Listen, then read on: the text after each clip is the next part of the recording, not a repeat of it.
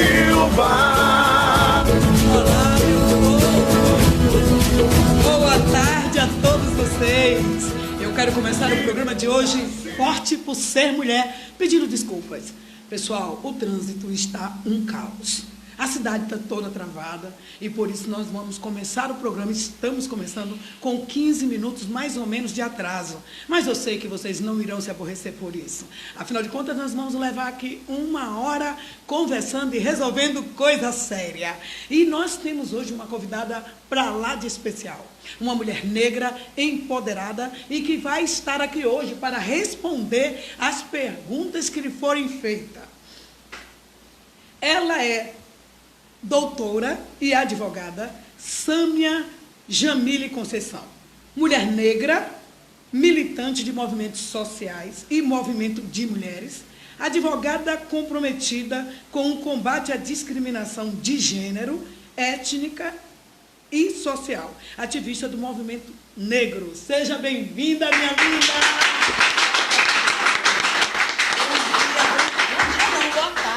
Boa tarde, tudo bem com vocês? Como é que você está, meu anjo? Estou envaidecida por ter sido convidada para participar dessa entrevista aqui com vocês, que é a violência contra a mulher, né? Em momentos como esse é muito importante sempre difundir quais são os meios de proteção dessas mulheres, em um mês também tão especial, que é um mês que comemora a nossa resistência enquanto comunidade negra. Então, tudo pela comunidade. Tudo pela comunidade. Eu quero dizer para você que é uma honra recebê-la aqui. E você foi convidada, selecionada a dedo, porque é uma mulher negra com tamanha importância, tá? Que trabalha no combate. Ela combate tudo aquilo que é de ruim contra a nós negros e mulheres. Tá? E nós vamos estar aqui conversando com vocês e discutindo. Agora, eu gostaria, antes de qualquer coisa, falar sobre você, a sua trajetória, a sua conquista, porque, afinal de contas, você é uma mulher empoderada, uma mulher que ocupou e está... E por isso nós queremos falar. Me fala de você, Sâmia. Bem, eu tenho 35 anos, Irilda. Eu comecei a minha militância dentro do movimento negro muito nova. Fui levada a ingressar na política, no movimento, nas discussões étnicos, raciais, por conta de uma necessidade, né? A necessidade de me autoafirmar enquanto mulher negra e pelo sonho de ser um dia advogada, né? E há uns 15, 20 anos atrás, isso ainda era muito difícil. Hoje, graças a Deus, por conta das nossas lutas, por conta das nossas conquistas, o campo está mais aberto, né? Para a seara acadêmica. A gente depois de muita luta para quebrar as correntes, não é? Por conta dos nossos ancestrais, por conta dos nossos mais velhos. Inclusive, eu comecei a conversar com você, esqueci de pedir a bênção aos meus mais velhos, aos meus mais novos, porque além de militante, de advogada, eu também sou candomblessista.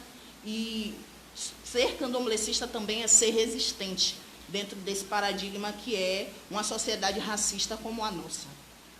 Então, eu estar nos lugares é um lugar de poder, porque estar aqui conversando com você, uma vereadora negra, uma representante da nossa comunidade, uma representante legislativa das nossas vontades e aspirações, sendo mulher, sendo negra, estar como advogada, representando uma parcela da sociedade, lutando por direitos e deveres que essa sociedade exige e aspira tanto, é estar num papel de poder, não? É ser representatividade. E por conta disso eu levo muito a sério o fato de falar de minha religiosidade enquanto resistência, falar do meu papel de mulher negra militante, no meu lugar de fala como advogada resistente. Isso é extremamente importante.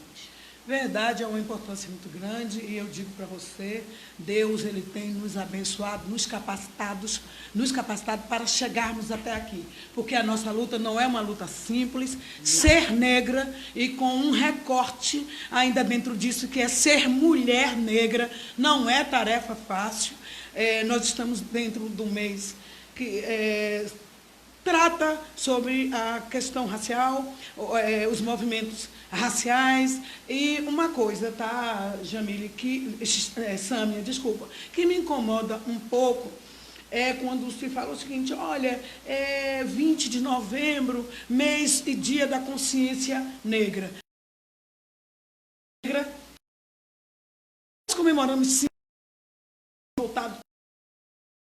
Mas isso não é uma parte única, porque nós sabemos que travamos uma batalha dentro disso todos os dias. Ser negro é travar uma batalha dentro desta sociedade todos os dias. E Deus nos abençoa grandiosamente para nós chegarmos aonde nós chegamos e estamos aqui.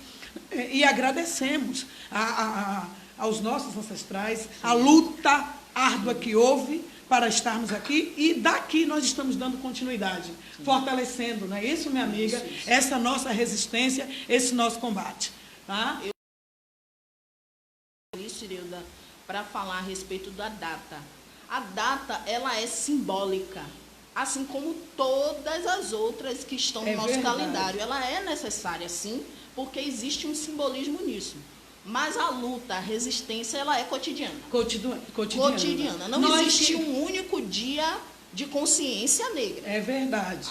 Todos os dias são dias de consciência e de conscientização do seu papel enquanto negro na sociedade. É verdade. Então, o Dia da Consciência Negra é um dia para que os nossos mais novos venham e reflitam sobre todo esse arcabouço histórico que a gente tem e teve e que está construindo. Porque cada dia é um dia criado na história do movimento negro, no movimento de mulheres, no movimento social. Então, a gente precisa dessa data emblemática, mas a gente também precisa lembrar que o papel do negro dentro da nossa sociedade é se inserir e transformar em cada dia que essa consciência se estenda, se dilate por todos os dias do nosso cotidiano. E é preciso, Sâmia, porque nós temos aqui, nós estamos em uma cidade majoritariamente negra. Sim, e quando você fala de se inserir, há realmente essa necessidade muito grande. A omissão, inclusive, do próprio negro, que não pode haver.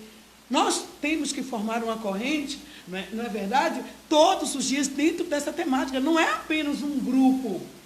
Não é apenas um grupo. A nossa luta é uma luta para estar inserindo os negros dentro dos espaços de poder. Nós estamos lutando para que nós tenhamos os nossos devidos lugares, porque isso é uma luta que vem de lá de trás e a gente considera o que nós conquistamos até aqui ainda um ponto dentro do que nós precisamos que venha realmente acontecer dentro, né, dessa situação. Chamar a matéria. Tá. Vamos lá chamar a matéria.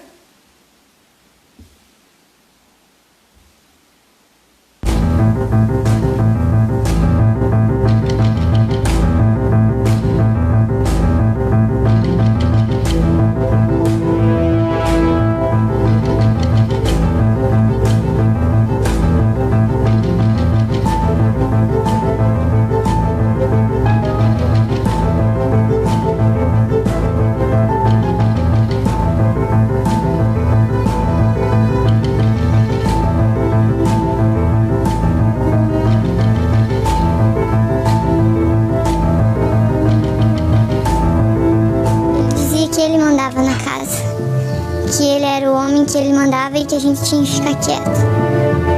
Quem sabe se eu tivesse saído de casa antes, mas eu jamais ia ter coragem de sair de casa antes, porque eu achava que era uma coisa até normal, digamos assim. Eu tenho trauma até hoje, eu tenho medo até hoje. Eu nunca mais consegui ter outro homem na minha vida. Começa com um empurrão, começa com um taco, começa com coisas simples, e tudo isso também vai intensificando depois.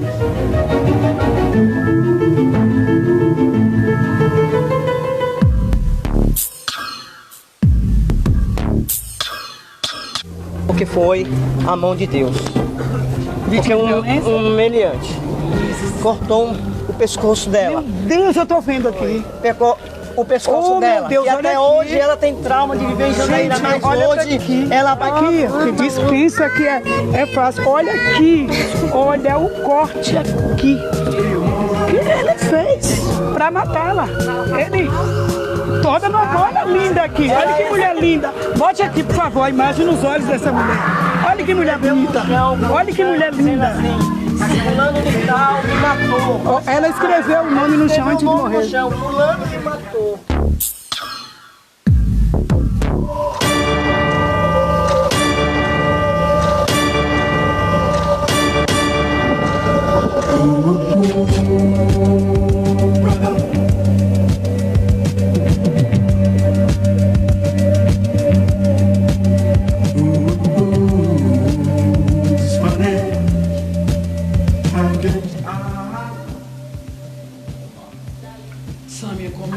você acaba de falar aqui para mim, ela é uma sobrevivente.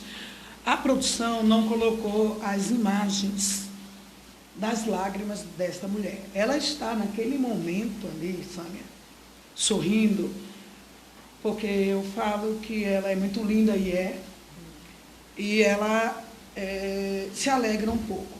Mas nós temos imagens dela chorando demais. Para você ter uma ideia, ela não sai de casa. Aquele dia foi um dia de comemoração que ela conseguiram convencer ela a ir assistir uma palestra minha de combate à violência contra a mulher. Essa jovem, ela sofreu a violência de um homem de 67 anos por aí, ou é 60 anos, me desculpem se eu não estiver falando precisamente, porque eu sei que o pessoal lá está nos assistindo. E ele, sem nenhuma justificativa, o que se entende é que ele tinha um interesse, amigo da família, e o que é que esse homem fez quando ele percebeu que não conseguia a atenção dela? Ele a esperou, fez uma tocaia, quando ela estava vindo do colégio, e cortou o pescoço, convicto que havia matado. Ele tinha convicção que ela tinha matado, que ele havia matado, e você vê a cicatriz é gritante, e, pessoalmente é algo estarrecedor, e ele a deixou para morrer na mata. E ela escreveu no chão, porque ela também tinha consciência que não iria escapar, ela escreveu no chão o nome dele. E esse rapaz que você viu do lado, foi que chegou, né, a encontrou nessas condições, e ela não conseguia falar, mas escreveu rapidamente, porque ela tinha certeza que iria a óbito, e para que ele não ficasse impune.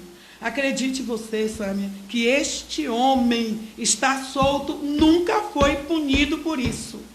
E esta moça deu entrada no hospital, desenganada pelos médicos.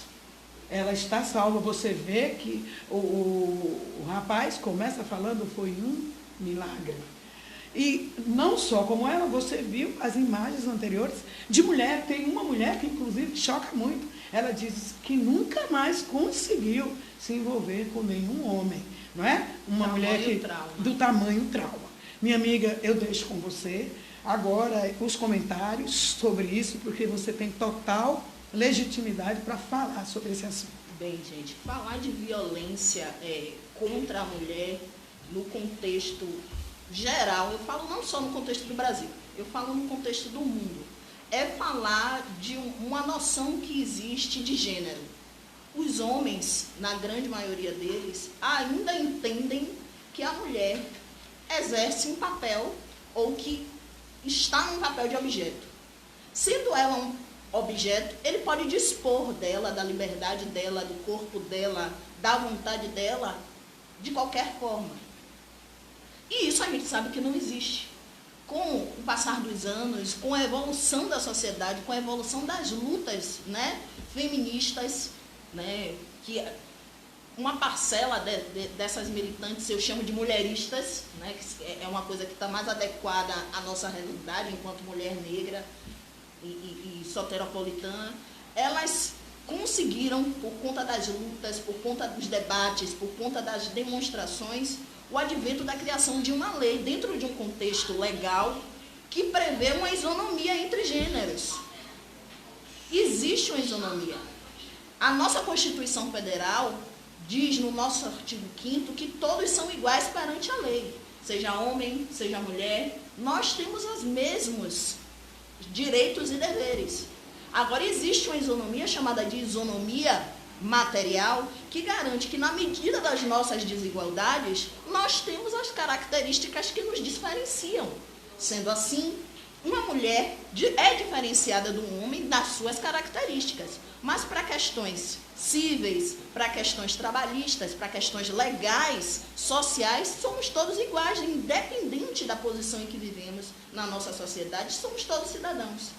Sendo assim, a Lei Maria da Penha surge como uma evolução, né, dessa leitura legislativa da Constituição Federal, de todos os tratados e convenções internacionais, Pacto São José da Costa Rica, tratados internacionais que falam especificamente do direito da mulher e que são assimilados pela nossa Constituição, pelo artigo 5º e por essas legislações que são chamadas de legislações especiais, formuladas de acordo com o caminhar da nossa sociedade. Infelizmente, as leis elas são criadas na nossa sociedade a reboque da evolução social. As coisas acontecem na sociedade, os fatos acontecem socialmente, e aí, por conta da necessidade de disciplina desses fatos, as leis elas são criadas. Não foi diferente com a Lei Maria da Penha.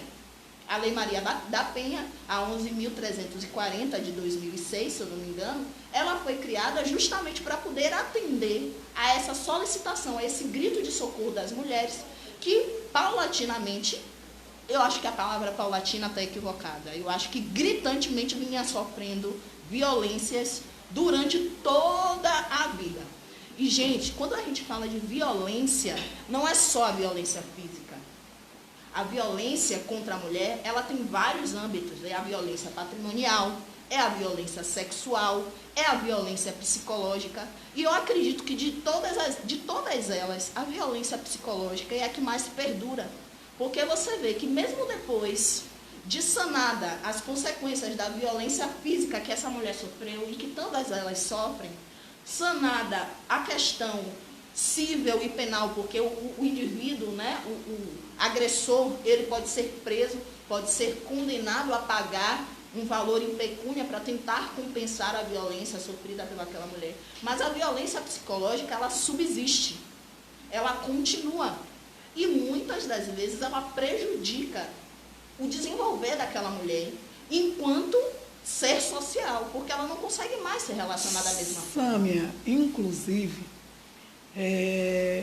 nós vemos isso, é um dito corriqueiro popular, que essa agressão, na maioria das vezes, é pior do que a física. Sim, sim. Porque, como você bem colocou, a física, ela chega a passar, chega até assim, a superação da dor, mas essa psicológica, ela envolve literalmente a alma. Você vê que você chega nos espaços de trabalho hoje, você encontra muitas mulheres desequilibradas. E às vezes nos falta até compreensão, até a nós mesmas, sim, mulheres, sim. Esquecendo que muitas mulheres passaram uma noite sob tortura. Sim. Essa situação de entendimento da sociedade, e muitas vezes da própria mulher, da violência, ela é complicada. A gente precisa, sim, fazer uma leitura mais profunda do que é violência. Porque a violência, ela não é feita só pelo cônjuge, pelo companheiro, pelo núcleo familiar. Às vezes a mulher é vítima de uma violência doméstica, bem qualificada assim, mas ela continua sendo vítima no seu local de trabalho, no seu local de estudo, porque as consequências dessa violência que ela sofre dentro de casa têm repercussões em todos os outros âmbitos. Às vezes aquele companheiro, aquele ente familiar que violenta aquela mulher, não quer que ela participe de um núcleo de colegas de trabalho, e isso impossibilita que ela noticie que ela está sofrendo violência. Ele faz com que ela saia do ciclo de amizades para dificultar a percepção de que ela está sofrendo violência. E muitas vezes a própria mulher em situação de violência nem sequer sabe que está em situação de violência. Porque, como eu mesma disse, são vários tipos de violência. A violência patrimonial, por exemplo, ela depende econômica e financeiramente do marido ou do companheiro, do cônjuge, e ele simplesmente atole de todas as formas de usar cartão de crédito, de fazer compras, de sair de casa. Isso é uma violência. Ele está ali enfatizando a ideia e a percepção de que ela não sobreviverá sem ele. E isso faz com que, em uma situação de violência detectada e levada e noticiada a uma delegacia, aos órgãos de proteção à mulher, dificulte que ela compreenda que ela está em uma situação de violência, porque ela acredita que se ela noticiar aquilo, ela não vai mais poder sobreviver. E é toda uma questão de como é que eu posso dizer para vocês? De subjugamento, subjugar psicologicamente a mulher primeiro, para depois ter domínio dos outros âmbitos dela. Essa questão de subjugar foi muito bem colocada, porque nós encontramos isso a cada esquina. Encontramos encontramos uma mulher, se você para em uma consulta médica e conversa, em 5 minutos que você conhece uma mulher, ela começa a se queixar porque está tolhida, como você colocou anteriormente, dessa situação subjugada. E quando não só, né, pelo cônjuge, até pelos filhos dentro de casa, principalmente os filhos, homens, né, que têm essa questão de trazer, de ter esse exemplo do pai e de também praticar isso, replicar isso. Quando a matéria começa, a primeira fala, se eu não estou enganada, é de uma mulher falando que todos os dias ela ouviu o seguinte: eu sou o homem da casa. Veja bem, você é o homem da casa, não implica todos os dias, não precisa lançar isso. E quando joga é justamente para subjugar, como você bem colocou, doutora. Essa ideia de o homem da casa reflete nada mais, nada menos daquela ideia do patriarcado, que eu iniciei a minha fala falando. A ideia machista do patriarcado, que o homem é que sustenta a casa e a mulher depende totalmente dele. Gente, nós estamos no século XXI. Tá. Vivemos em um país economicamente frágil, é bem verdade. Mas cada dia mais a mulher tem ocupado espaços de poder que permite que ela se sustente. Quantas famílias monoparentais existem por aí?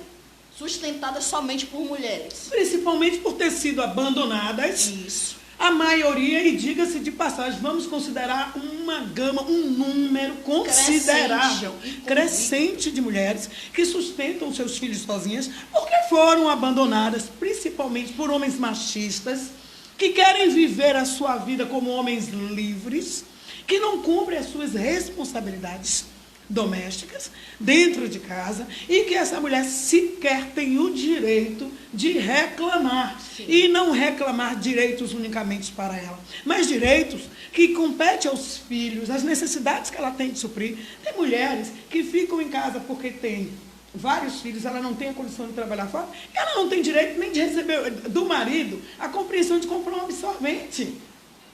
É a dependência que a gente está falando. Né? A máxima dessa tônica da violência doméstica, da violência contra a mulher no geral, é o machismo. A palavra-chave é o machismo. É o machismo que determina que o homem assume o papel de dominante, a mulher depende dele, e que se ela, porventura ou por acaso, sair desse ciclo vicioso de convivência, ele pode puni-la por conta disso. Porque ele é dono da existência dela, ele é dono da vida dela, ele é dono do corpo dela e ele pode dispor disso a qualquer momento. E entra a violência patrimonial, que você sabe que aí agora na hora dessa separação, sim, entendeu? Sim. E aí você sabe que entra, né, doutora? É uma violência muito grande contra essa mulher nesse momento, porque o homem, ele é dono de tudo, foi ele que construiu, é ele que fez, essa mulher não tem direito a nada. Muitas vezes não é nem o homem que é dono de tudo. Você sabe o que acontece, Irilda? Ele conhece o que acontece na lógica da violência doméstica. O homem, quando ele se apresenta para a mulher, na maioria das vezes, ele se apresenta como o príncipe encantado que ela sempre almejou. Ele, no início, faz tudo, atende a todos os pedidos, permite que ela use todas as roupas, leva para os melhores restaurantes, permite tudo. A partir do momento que se solidifica essa relação, ele vai eliminando o ciclo social dela, afastando é a primeira os familiares, coisa que você faz. deixando a casa, não permitindo que ela utilize as roupas que ela quer, não permitindo que ela trabalhe, inclusive. Porque ele, enquanto homem, ele assume o papel de mantenedor do lar e que não precisaria que ela fizesse isso. Então, muitas vezes, por amor, porque a tônica também é essa, por parte da mulher é o amor, por parte do homem é o machismo. A mulher, por amor, abre mão de todos os seus ganhos de trabalho, do convívio social, convívio familiar, e passa a viver única e exclusivamente em dedicação àquele homem e àquela família que ela está criando naquele momento. Bom, pode falar. Bom, eu já tenho perguntas, sim, tá? É por isso que eu estou interpretando que já tem muitas perguntas aqui para a doutora Sâmia responder. Para você que entrou no Facebook agora, está vendo o nosso programa ao vivo, eu estou aqui com a doutora Sâmia, tá? diretamente do programa ao vivo, como está aqui, para te auxiliar, responder, tirar as suas dúvidas, tá? Ela que é doutora, uma advogada, ativista, luta no combate à violência contra a mulher e está aqui para nos auxiliar. Então, eu já vou começar aqui com as perguntas da Adriana do interior de Serrinha.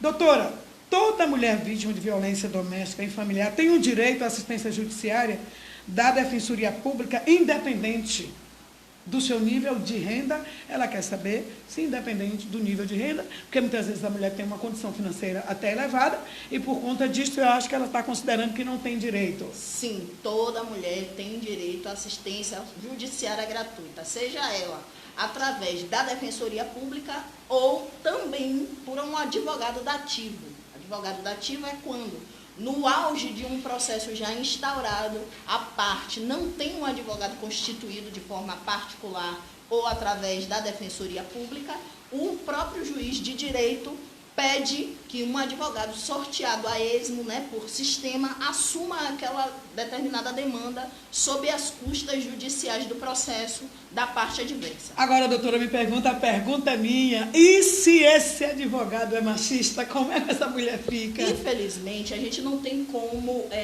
por ser por sorteio, a gente não tem como escolher, né? Mas, geralmente, por se tratar de uma legislação específica em casos como esse, eu acredito que exista um tratamento. Não é uma resposta que eu tenha que lhe dar com certeza, mas existe um tratamento para que o advogado que assuma essa demanda tenha um mínimo de como é que eu posso dizer, fugiu a palavra, mas que tenha um mínimo de esqueci a palavra. De coerência, um mínimo de sensibilidade da causa. Tá, pronto. É isso que eu queria falar. Ok. Eu tenho aqui Jussiene Santos. Pergunta para a doutora. Já avançamos no acolhimento às mulheres vítimas de violência doméstica. Qual a sua percepção da atual situação? Aqui é a pergunta de Jussiene Santos. Olha, Jussiene, eu preciso lhe dizer o seguinte, realmente, cada avanço ele é contado e é um ganho para a luta na militância dos movimentos contra a violência contra a mulher. Por quê? Porque, gente, nós, aquele ditado que diz, uma andorinha só não faz verão. Então, quanto mais gente lutando, quanto mais ganhos nós tivermos, fortalecimento dessa rede, a nossa luta. A palavra de ordem é fortalecimento de rede. Realmente, existe um sistema de proteção à mulher em violência, mas esse sistema de proteção institucional, quando eu falo institucional, é promovido pelos nossos órgãos governamentais e determinados pela lei. Eu acho que falta um pouco mais de interação entre eles e um pouco mais de efetividade. Por que efetividade? Existem localidades do nosso país que nem sequer existe uma casa de acolhimento.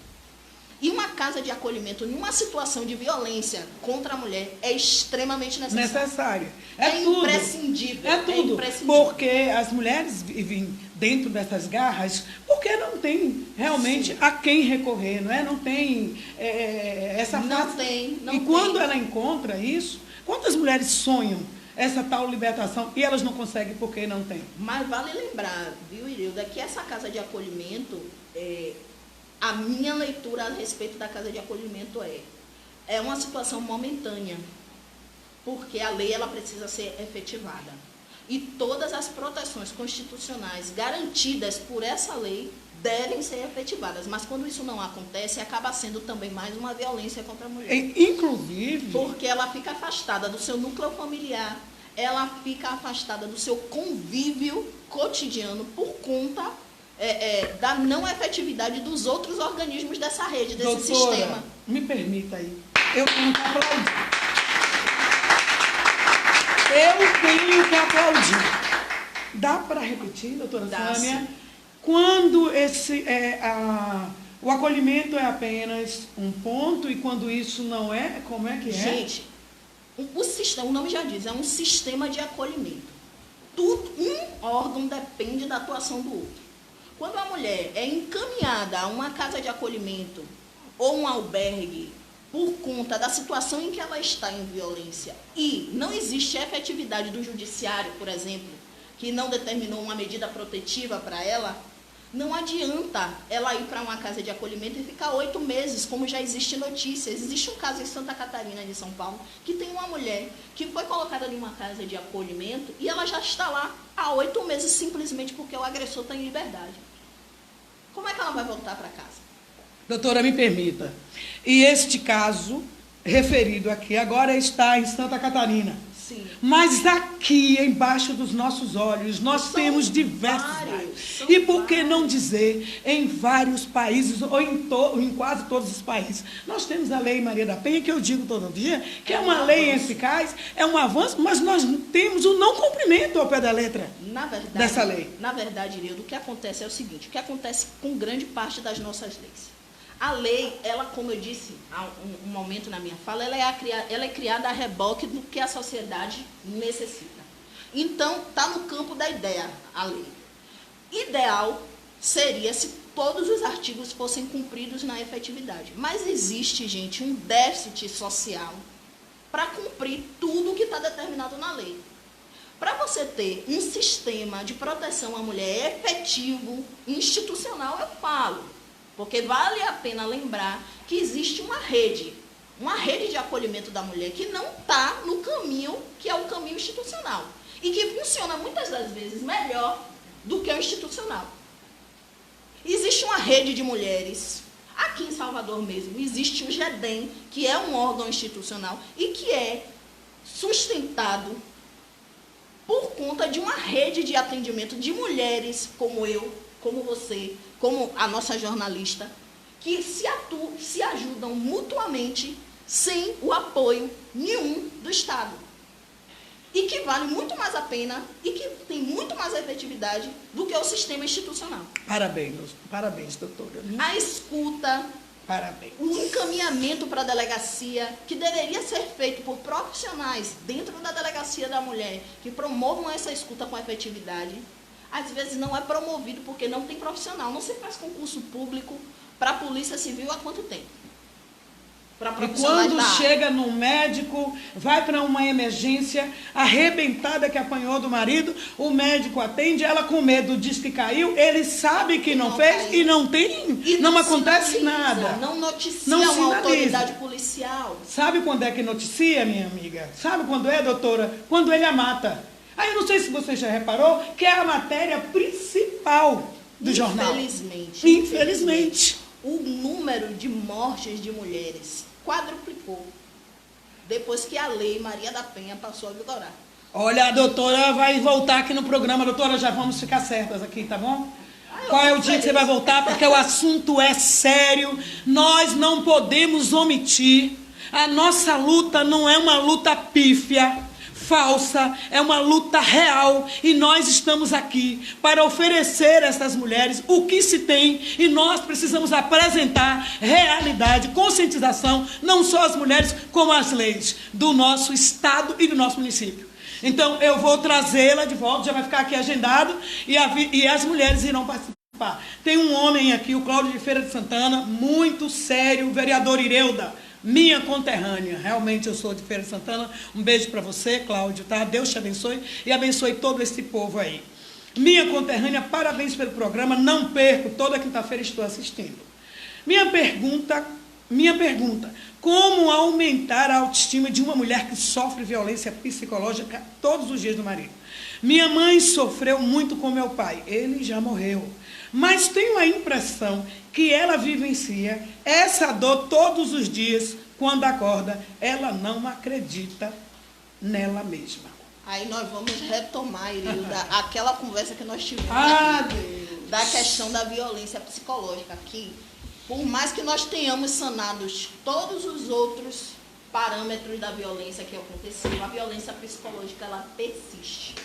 Por isso que é necessário. E tem homens que já fazem a psicológica, crendo que ali ele não tem o que se provar contra ela que sofra. Isso. Ela que sofra. E aí depois o município, o Estado, administra isso. É uma mulher com problema cardíaco, depressiva, tá? E vários outros problemas que administra isso. Dentro de hospitais, tá? Quando essa mulher está lá na UTI, que teve um AVC e consequência de uma pressão contínua psicológica. Gente, a gente precisa entender que violência doméstica, discriminação, racismo, não é só um dado legal e social. É um dado que precisa ser estudado, precisa ser analisado, porque tem que fazer parte das políticas públicas que atendem a nossa comunidade. Por quê? É política pública, sim. Porque uma mulher que sofre violência, depois que passa pela delegacia, depois que passa pelo judiciário, depois que volta para sua casa, quando volta para sua casa, ela ainda vai precisar do Sistema Único de Saúde para poder cuidar das mazelas que ocasionaram por conta daquela violência. E aí ela depende de médico do SUS, depende de UPA, depende de medicamento gratuito. Isso é ou não é política pública?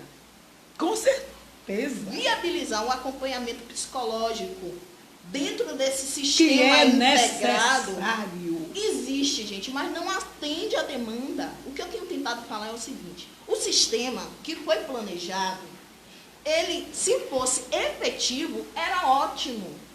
Atenderia a gama de mulheres que sofrem violência, mas ele não atende porque é muito grande, Linda, é muito grande.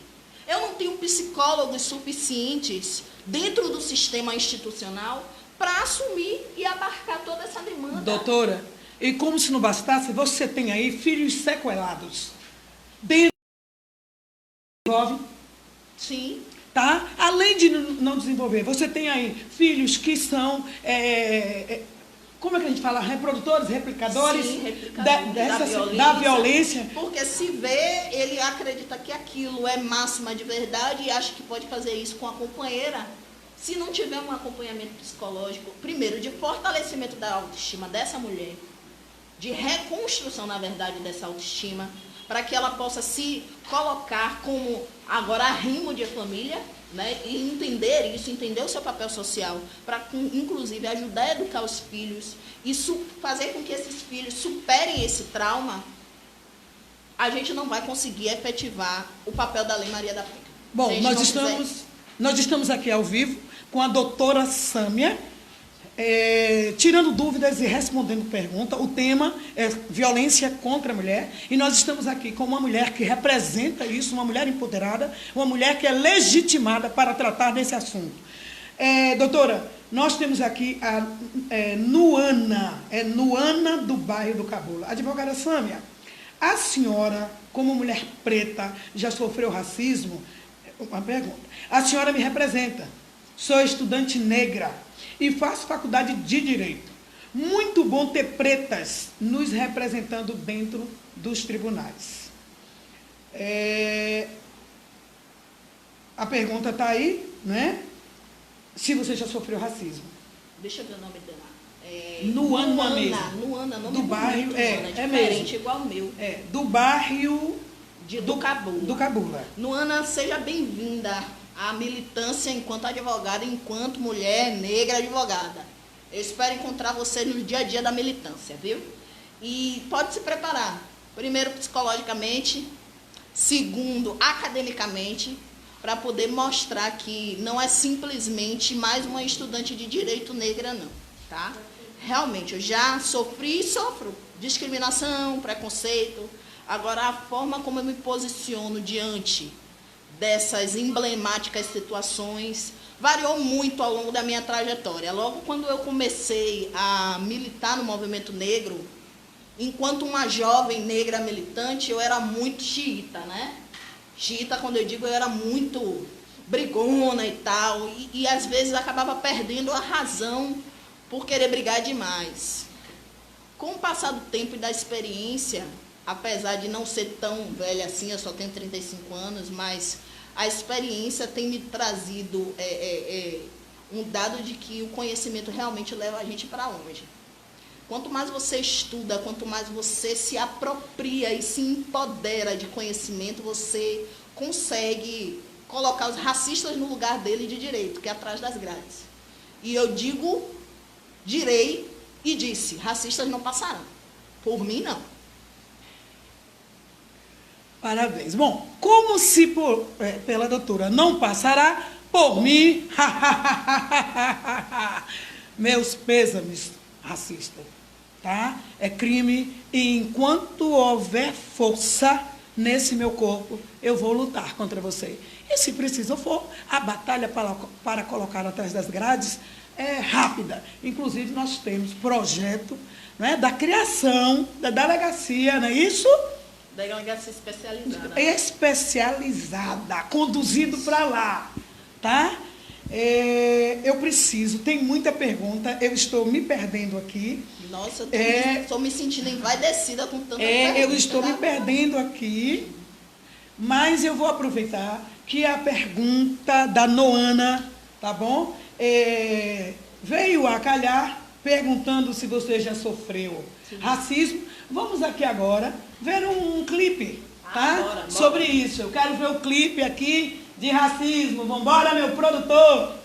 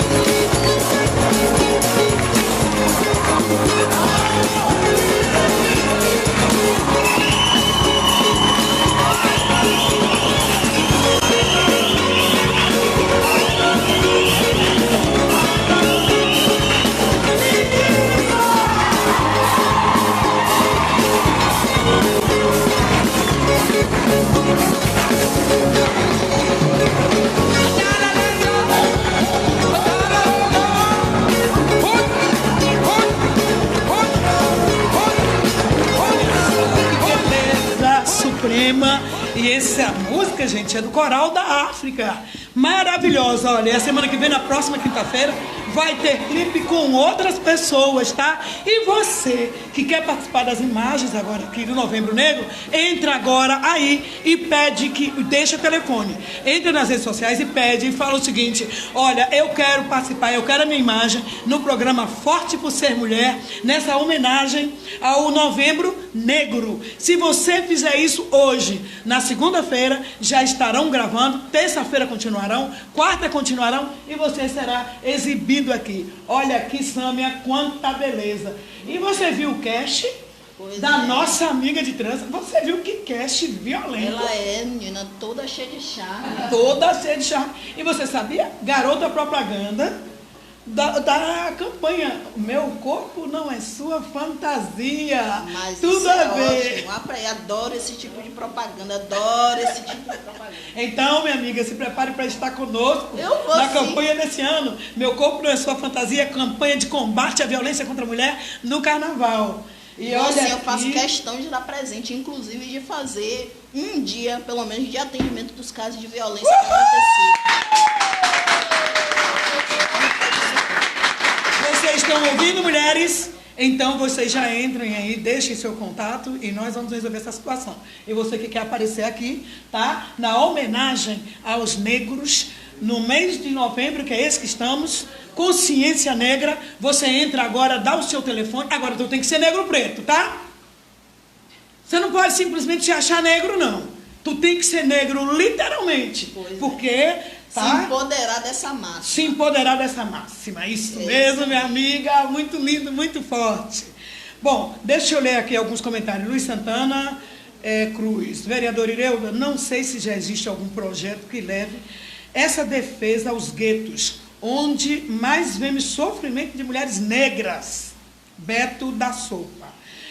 O Dr. Davis, estou amando o programa, parabéns pela escolha do tema. Jaqueline Santana, grata pela oportunidade, pelo espaço, abordagem com temas necessários à sociedade. E são temas necessários. É por isso mesmo que hoje ela está aqui, sacrificou atendimento, o que iria fazer, vindo prestar aqui a contribuição dela, tá? Enquanto mulher negra, ativista que é. Pois é. Valmir Ferreira, o programa de hoje traz mais esclarecimento para as mulheres, é verdade. O programa está trazendo realmente mais esclarecimento. Fabi de Campos, estou ligadinha. Caio Santos, excelente programa. Kathleen Andrade, linda, parabéns, vereadora Ireuda, pelo excelente programa. Gilberto Barreto, parabéns, vereadora, pela abordagem do tema de tão grande relevância.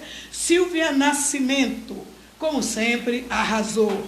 Elionai, beijo para vocês. Eu sei que a Elionai é de Pau da Lima, uma parceira linda que está sempre com a gente. Referência aos anseios da necessidade de nós, negros. Amélia Luiz, parabéns, programa lindo.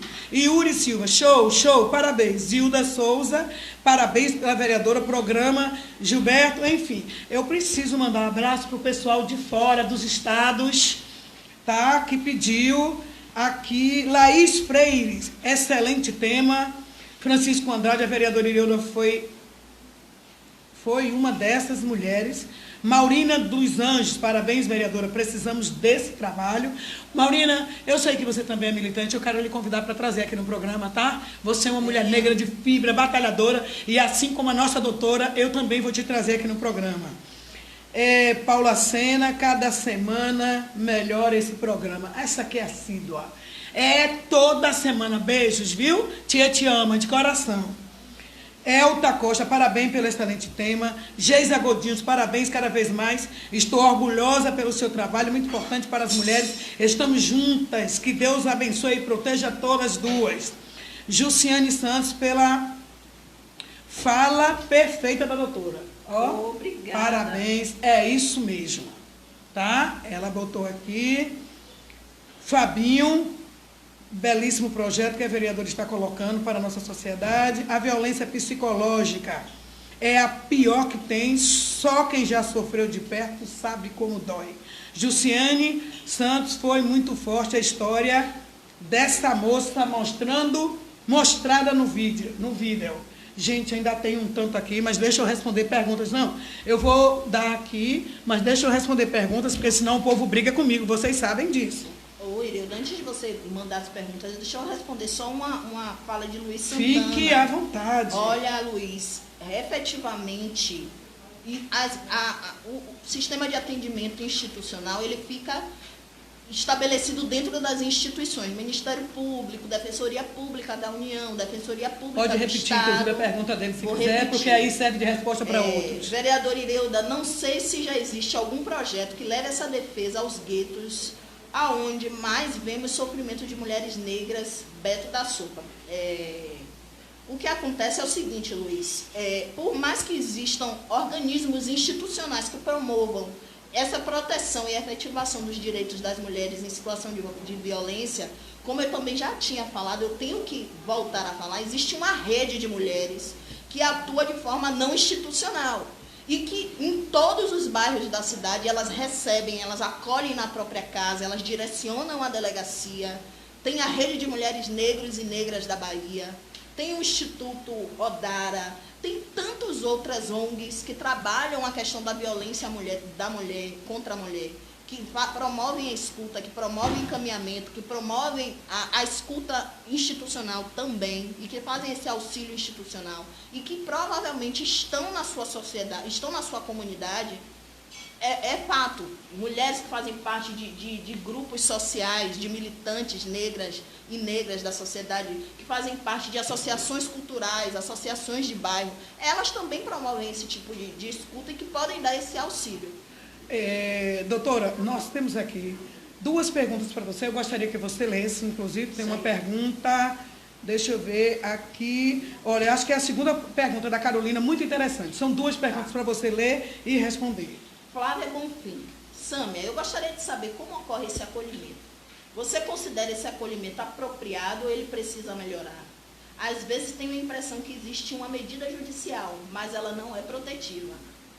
Olha, Flávia, eu já dei mais ou menos a minha opinião a respeito desse sistema de acolhimento da mulher. Ele, na teoria, ele funciona, mas na prática tem muitos buracos nessa atuação. Primeiro, da escuta, do atendimento dessa mulher em situação de violência.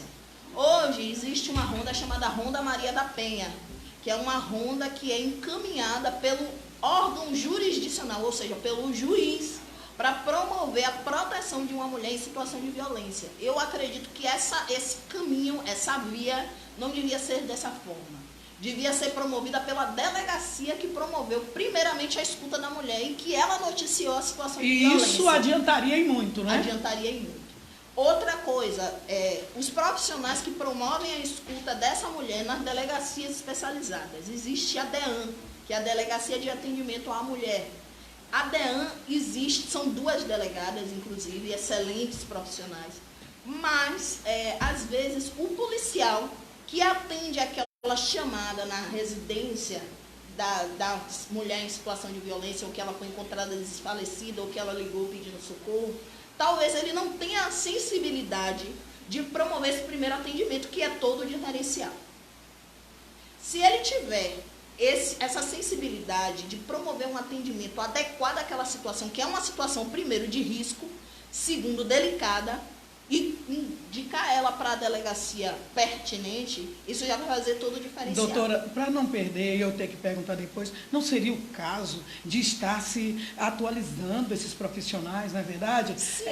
Fazendo um trabalho para que eles tivessem essa condição, a senhora concorda? Sim, eu concordo. Existem projetos e existem ações que são promovidas dentro da Secretaria de Segurança Pública, por via institucional, pela via da Secretaria de Segurança Pública do Estado, mas talvez não seja só isso.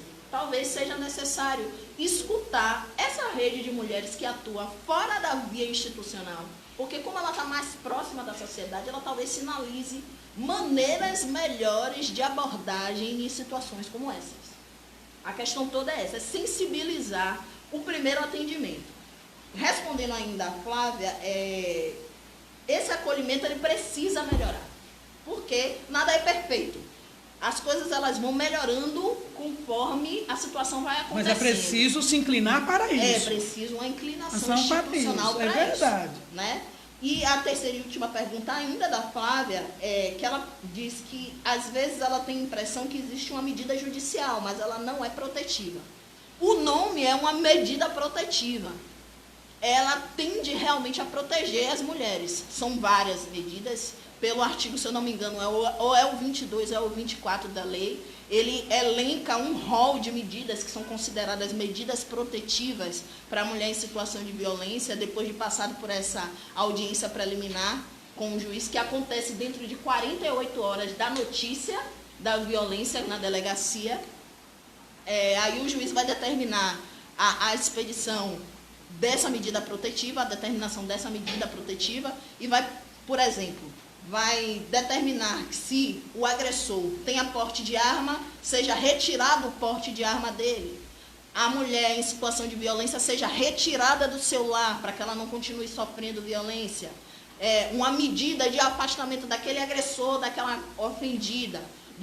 Ele não pode se aproximar nem dela, nem dos familiares. Ou então ele também não pode entrar em contato nem com ela, nem com os familiares, por meio de nenhum meio de informação, seja WhatsApp, seja telefone, seja qualquer um. Nenhum meio. Se ele infringir qualquer dessas medidas, ele corre o risco de ser preso. Mas assim, no papel é muito bonito, é muito estabelecido. Tanto é que esse rol, ele não é taxativo. No direito a gente diz que quando um artigo determina vários tipos que se enquadram ali, é um rol. Ele pode ser taxativo ou não. Um rol taxativo só vai acontecer a penalização se acontecer efetivamente aquilo que está descrito ali. Sendo não taxativo, ele abre o leque de possibilidades para que qualquer outras ações que ocasionem a violência contra aquela mulher sejam colocados como medida protetiva. Então, como isso não é fixado, isso possibilita, dá uma flexibilidade maior para o juiz, para que ele determine essas medidas. Então, assim, ela é uma medida considerada protetiva, mas ela precisa ser eficaz também. Eu não acredito que ela seja tão eficaz, porque muitas mulheres, mesmo com o deferimento da medida protetiva, infelizmente vieram a óbito porque o agressor, ele foi ao encontro dela e simplesmente promoveu mais uma violência, né? Só que dessa vez ceifou a vida daquela mulher. Olha, eu li por alto a pergunta da, acho que é Carolina. Da Carolina, do bairro de Alto de Couro. Isso, eu achei uma parte aí que eu li muito pertinente. E é bastante forte. Bastante forte. Doutora Sâmia, minha prima foi morta a facadas pelo companheiro há um ano atrás, mas ele fugiu. Me explica essa PEC sendo aprovada. Ele pode ser preso a qualquer momento. O que mais me deixa triste é que hoje as mulheres não têm segurança necessária com a medida protetiva. Porque as medidas protetivas de urgências que vão proibir a aproximação do agressor não estão tendo nenhuma valia. Eu sofro com isso, já fui violentada pelo meu marido e hoje e sempre estou mudando de um lugar para o outro para não morrer. É complicado. Gente, a Carolina está falando de uma PEC, que é uma proposta de emenda, que foi votada nesse último dia 6 de novembro, que transforma a prisão determinada pela lei, na verdade, a penalização da Lei Maria da Penha imprescritível. O que é imprescritibilidade? Imprescritibilidade é que o crime ele não vai prescrever com determinado tempo. Ou seja, como vem ocorrendo. O crime aconteceu e ele vai continuar em aberto até que o indivíduo seja preso. É louvável, pode viu, doutora? Ser preso, é louvável, sim, viu? Carolina, a qualquer momento. Agora, já passou pelo primeiro crivo, né? E agora vai passar pelo Senado. Que eu me atrevo a dizer que não tem como não ser aprovado, porque se isso aí for negado, então a resposta à nossa sociedade vai ser uma resposta literalmente criminosa. E os esforços dos militantes neste movimento, no movimento de mulheres, no movimento de mulheres negras, no movimento feminista e de proteção das mulheres em situação de violência, é de que o crime, além de imprescritível, se torne inafiançável. Excelente. Agora, eu já quero começar agradecendo. Doutora, acredita que nós já estamos com mais de 1.000 pessoas alcançadas, já estamos com 15 compartilhamentos e 82 comentários nesse programa. Viu? Programa Forte por Ser Mulher é um programa para todos, não é um programa nosso, é um programa que acontece na internet ao vivo e que tem feito um maior sucesso. Eu agradeço a todos vocês, agradeço a Deus pela inspiração, né, pela orientação desse programa e pelas pessoas que ele levanta a cada dia para poder fazer parte dessa rede. Eu preciso mandar, minha doutora, um monte de beijos aqui, porque são pessoas de fora. Eu sei. E que assistem o programa, estão esperando. Precisa ver a festa que teve em Brasília, no seminário dos republicanos. As mulheres, quando viam, gritavam, tudo maravilhada com o pessoal baiano, com o programa Forte por Ser Mulher. Está aqui, ó. A Érica de Búzios, militante contra a pedofilia. Parabéns, minha querida, né? Parabéns, é um tema sério, tá bom? A Gislene de Ribeirão Preto, beijo para você, Gislene. Beijo para a Érica de Búzios, a Escília, a Eli Serra, Valéria, Máxima, o nome dela é Máxima. Eu me lembro muito bem dela. Ela não tem nada de mínimo, né? Nada de mínimo. Máxima de Biritiba, Gilmara de Água Fria, candidata à prefeitura. Aê! Olha as mulheres, aê! Meus parabéns, minha amiga. E isso, vá em frente, lute, tá? Porque mulher na política é preciso entender que é algo que vai contribuir para a nossa sociedade. A mulher tem uma empatia brilhante. Isso vai aumentar a questão social favorável, eu digo financeira, porque a mulher tem uma empatia, a condição dela fechar negócios é grandiosa. Então, nós precisamos entender o papel da mulher. Nós não queremos aqui impedir ou dizer que agora é a única vez das mulheres e que os homens serão deixados de lado. Nada disso. Queremos contribuir. Todas as competências, elas são necessárias para o bom andamento da nossa sociedade. Excelente, isso mesmo. Gilmara de Água Fria, eu já falei. Valquíria de Lagoa da Paixão. Beijo, Valquíria. Beijo, beijo no seu coração. Dalva Cirqueira de Jandinópolis. Aí, o povo de fora. Anabelle de Recife. Márcia de Cajazeiras, Recife, assessora de Pina, tá? Muito obrigada.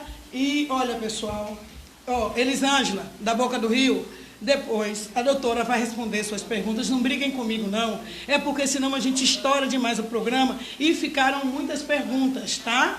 Mas nós vamos fazer de novo um programa. A doutora já vai acertar aqui o dia e eu vou anunciar que ela voltará, tá bom? Doutora, nós temos um quadro no programa que nós perguntamos a todas as pessoas que vêm aqui: o que você, doutora Sâmia, estava fazendo há 5 anos atrás?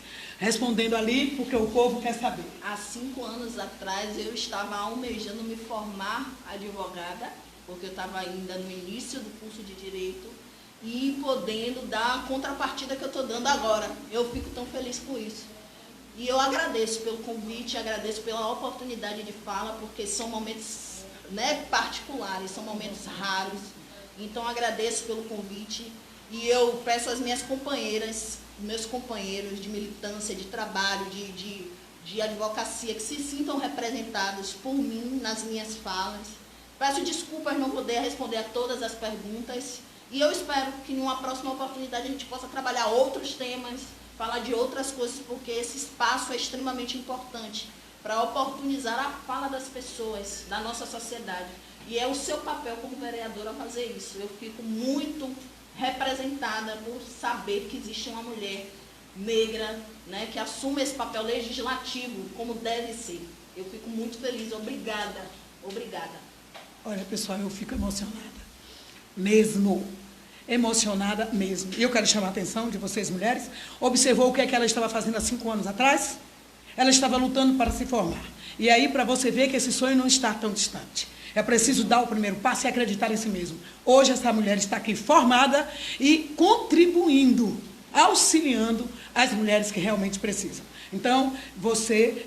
por que nós fizemos essas perguntas? Para mostrar que não há essa distância, que as mulheres, né, pensam que é impossível, principalmente para as mulheres negras. Beijo no coração de vocês. Muito obrigada, meus amigos, amigos do Face, amigos do Facebook. Muito obrigada. Que Deus abençoe a todos. Muito obrigada mesmo. Tchau, gente.